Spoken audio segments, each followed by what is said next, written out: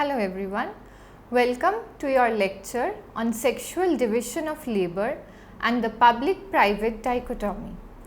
This lecture is a part of your paper on gender, media and society.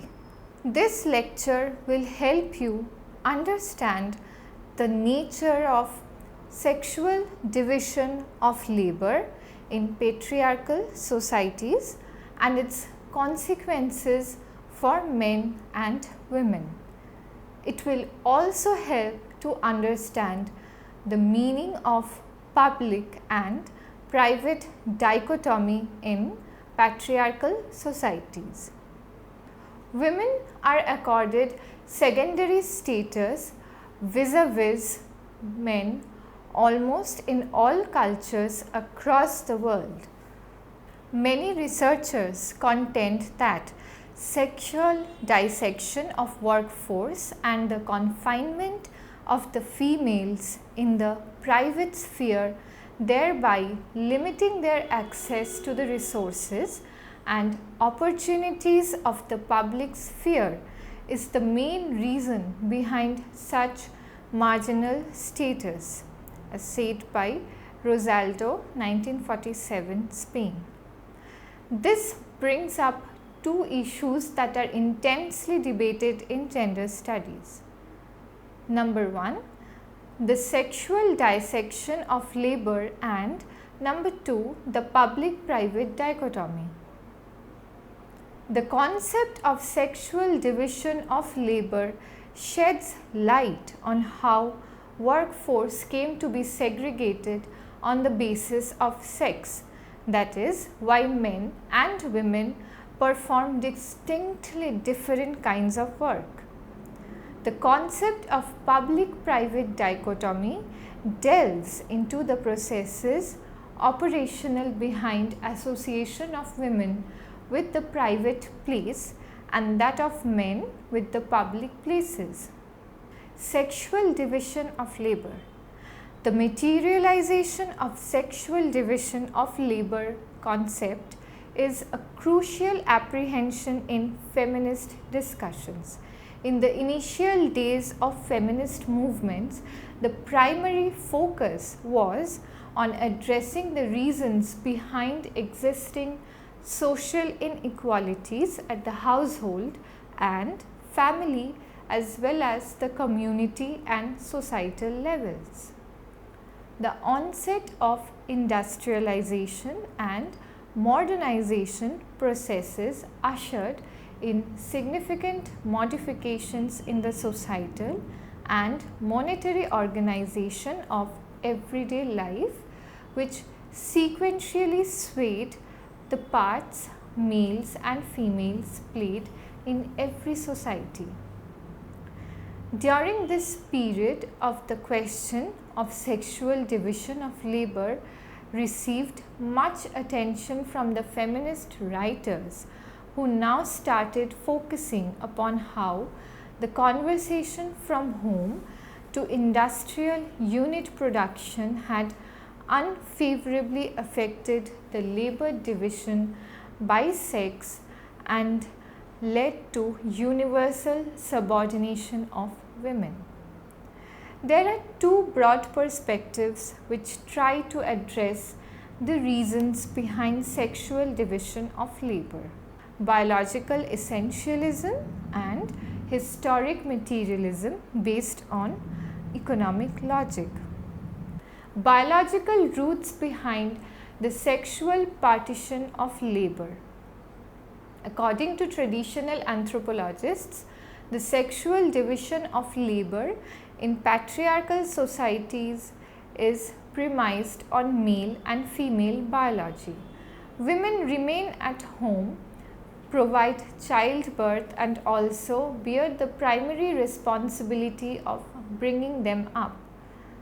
By virtue of their reproductive role, child rearing comes to be seen as her biological part. By addition, the remaining of the household work associated with child rearing becomes the obvious responsibility of the women. This includes cooking, washing, cleaning, caregiving, etc. Men, on the other hand, are viewed as physiologically stronger than women, capable of engaging in arduous and risk-prone, vigorous work. Thus, the labor completed by women typically is not observed as work, as reproduction is normal to her, while the work completed by men economically productive and hence counted as labor. Such overemphasis on biological differences between man and woman undermine the fact that what nature decrees is not gender role differentiation but reproductive specialization. Rose maintains that women are often regarded as natural creatures and are restricted within the private space by dint of their natural maternal responsibilities. This partition of labor grounded on sex encourages the authority of males over females and of their mistreatment. Women become reliant on men due to such partition of labor, tracing the material basis of sexual division of labor. Tracing the material basis of sexual division of labor. Several scholars have attempted to explain the reasons behind sexual partition of labor upon the basis of economic logic. Engels, in his report, The Origin of the Family, Private Property and the State, was perhaps the first scholar to have explained women's position in the society based on a materialistic theory. In an evolutionary framework, he presented the trajectory of the emergence of private property, which thereby weakened the democratic ethnic order, shaped families as monetary entities, disparities of property, proprietorship, and lastly, unequal class societies. Also entrenched in his explanation is the historical subtleties which led women into transforming from unrestricted and equivalent fruitful associates of society into secondary and helpless wives and wards. Engels continued that in a classless society, the non-attendance of private possessions made both men and women's labor equally important and useful. Elise Boulding, in her seminal work, gives an account of human society since the age of Cro-Magnons and Neanderthals, that is 12,000 BC onwards. In the hunter-gatherer society, where there was neither economic surplus nor any social stratification, the hunting-gathering societies of the prehistoric cultures valued both productive and reproductive roles of women. The sexual division of labor did not surface, and men and women contributed equally to the economy and the society. These were therefore the most egalitarian of all societies in human history.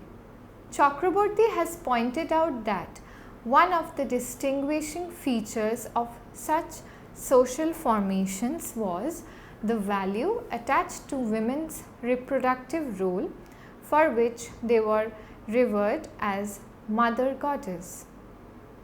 With the earliest development of agriculture and the subsequent settlements around which it was pursued, more complex social and family structures evolved.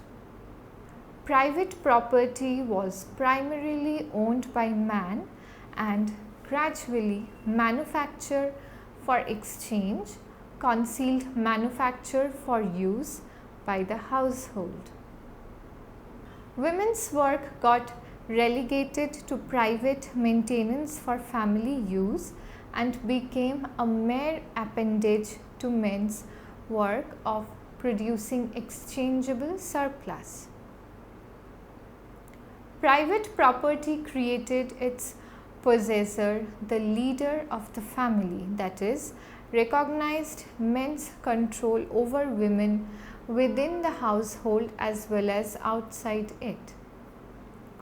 Women's role came to be hearth activities including cooking, feeding and care of infants, courtyard activities including production of food, crafts, etc., field activities including gathering and collecting of fruit and nuts, clearing, planting, cultivating and harvesting food, animal rearing, collecting material for building, fuel for hearth and etc.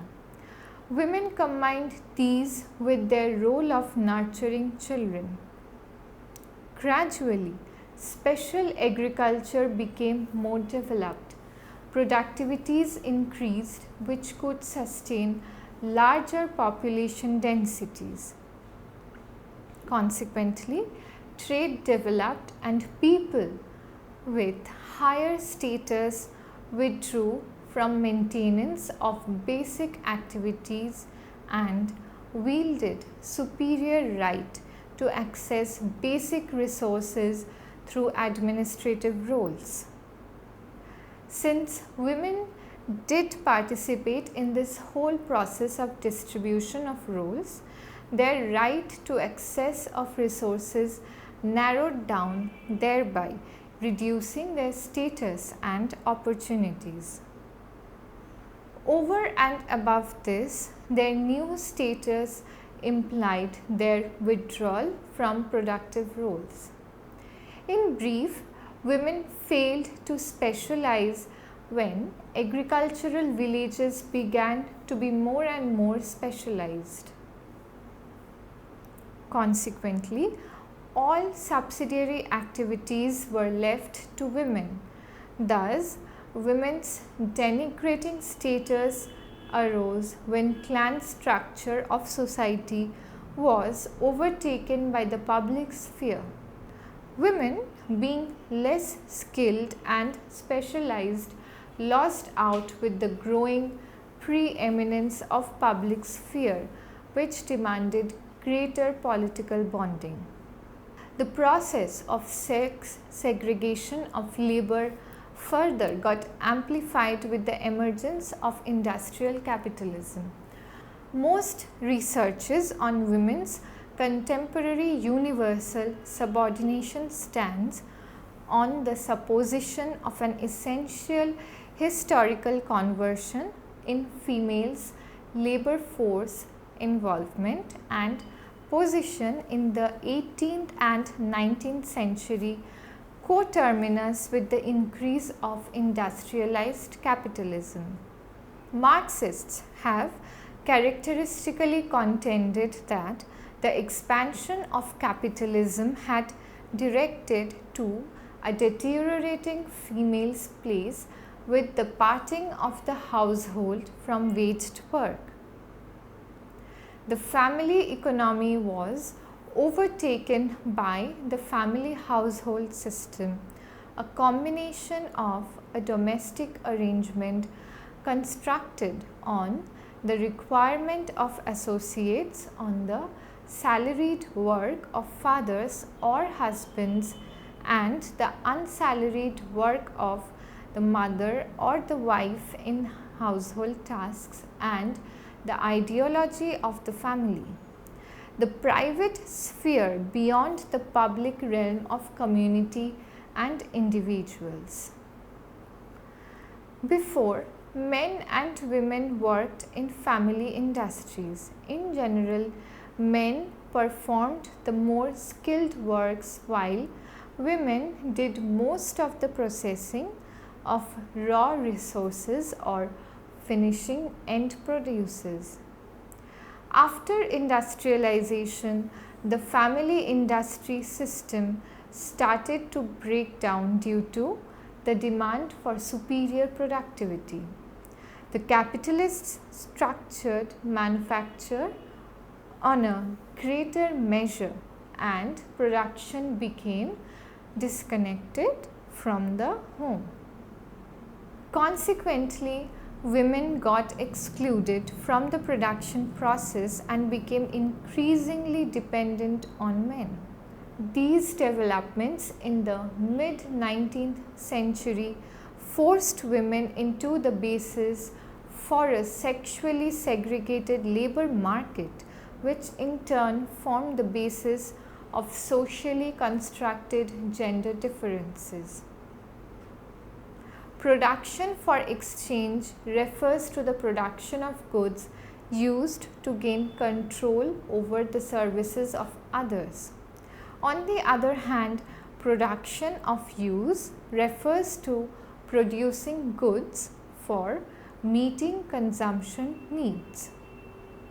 The term family wage economy refers to a unit made up of family members who worked for wages in the family interest. It succeeded the old family economy of the household mode of production, yet the hold of the family economy on behavior, mentalities, and social structures continued as long as all family members had some economic functions. However, some women did seek work driven by necessity in the capitalist-owned factories as wage laborers. Even then, women were placed at the receiving end. Firstly, they continued to receive lower wages as in agriculture. Secondly, women were less skilled than men and therefore mostly engaged in low paid and less desirable jobs. Thirdly, they appeared to be less organized than men.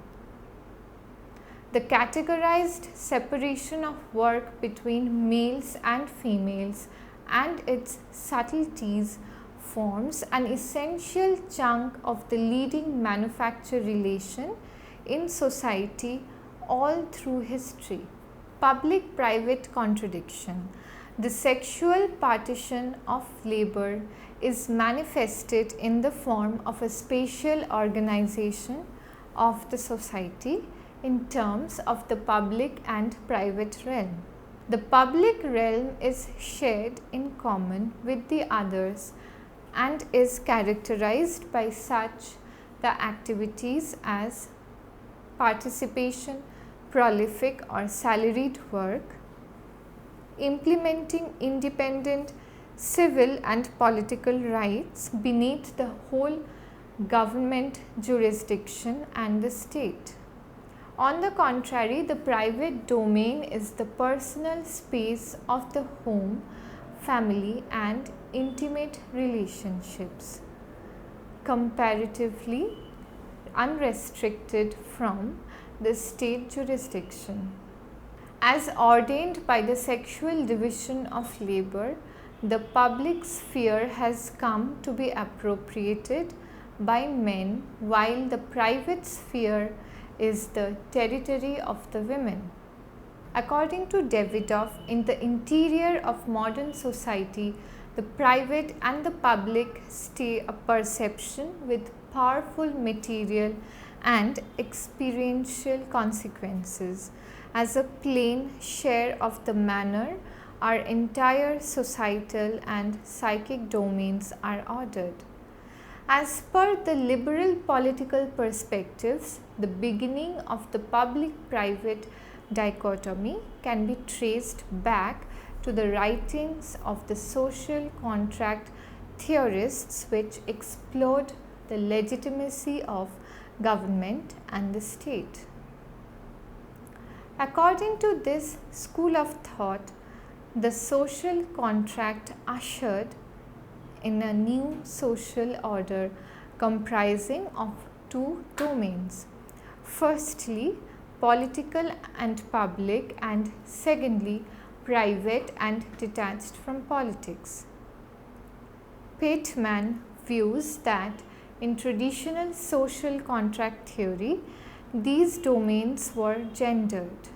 The public realm necessarily emerged as a masculine one because only men were reckoned as capable of being informed citizens. On the other hand, women were essentially viewed in terms of their sexual identities such that they were considered as unfit for active participation in political life.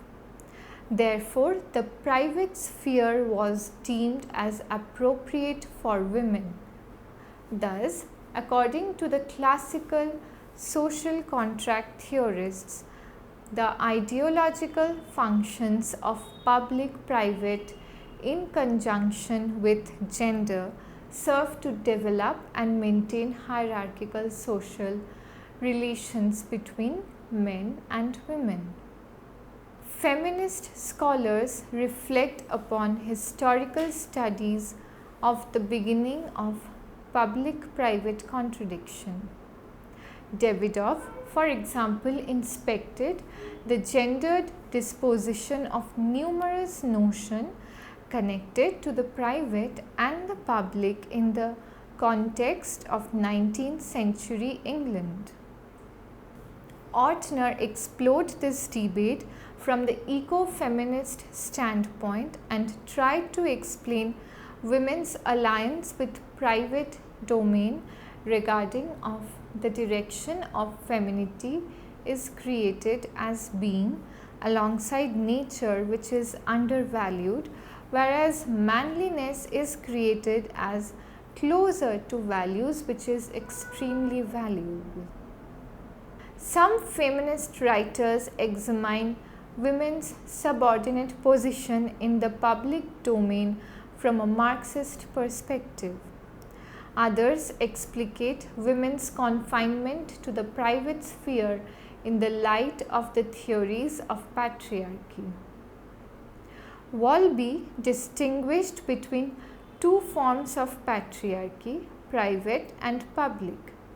While the former is based within the household and taking recourse to a more exclusionary strategy leads to expropriation of women, the latter is functional in the outside domain where state and public employment come into play and entail public appropriation of women through a rather segregationist strategy.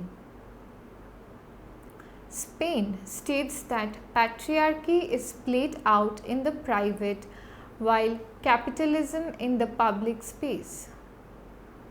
It can therefore be argued that the private form of patriarchal domination is reinforced by practices more of socio-cultural nature, while the public form of patriarchy is sustained by practices that perpetuate economic inequity based on gender.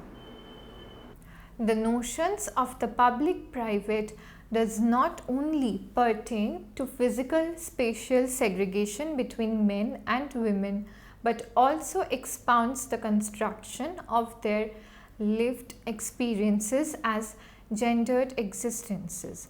For instance, concepts of public and private are often invoked in the context of violence committed against women. Plenty of evidences exist in our everyday lives where women whose modesty has been outraged or those who are sexually violated have been readily stigmatized and their character brutally assassinated.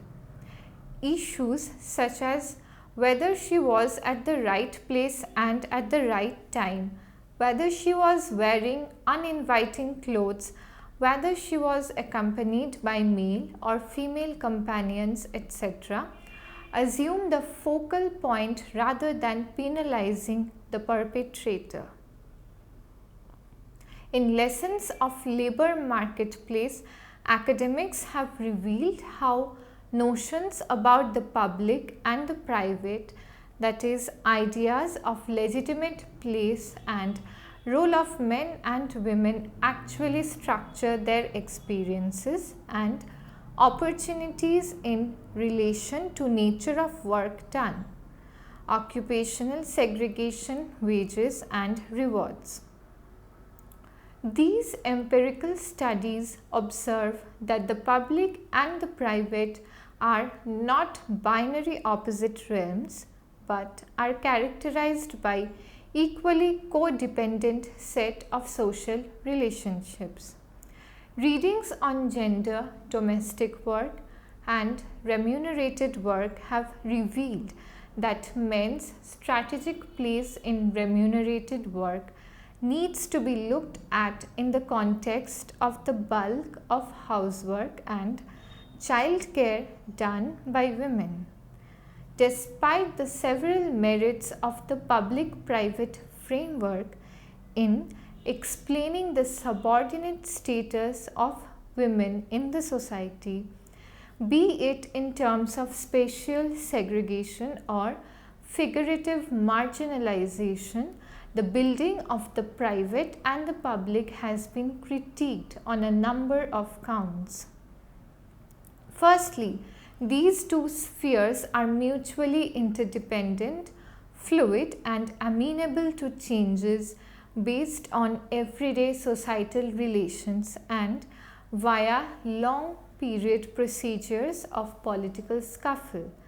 Secondly, this binary model is premised on the fact that politics is a formal characteristic of the public spaces. The critics argue that this is a rather narrow view in that it underscores the fact that even the relations within the private realm pertaining to wedding, sexuality, maternity, domestic course, etc. are underlain by the politics of influence. Summing up this lecture, we learned that the sexual division of labor and the public-private opposition therefore play an important role in repeating gender disparities. Feminist authors contend that there is a necessity for reshaping of the notion. Lister classifies three key basics to the rebuilding of the public-private opposition and the connection between them. Firstly, it is imperative to dismantle the gendered makings and characteristics associated with the private and the public, such that these become dissociated from the notions of masculinity and femininity and the hierarchical power relations embedded therein. Secondly, it must be remembered that the public-private divide tend to get blurred, especially in the context of developing countries like India, through multiple and complex interpenetrations of the two spheres. It is also important to remember that it plays an important role in structuring gender inequalities. Thirdly, it must be recognized that the altering restrictions of the private and public spaces, including the action of categorizing actions as either private or public, is an implementation of power. Hope you enjoyed the lecture. For more details, please read the e-text of this lecture properly and attempt the questions in the end. Thank you.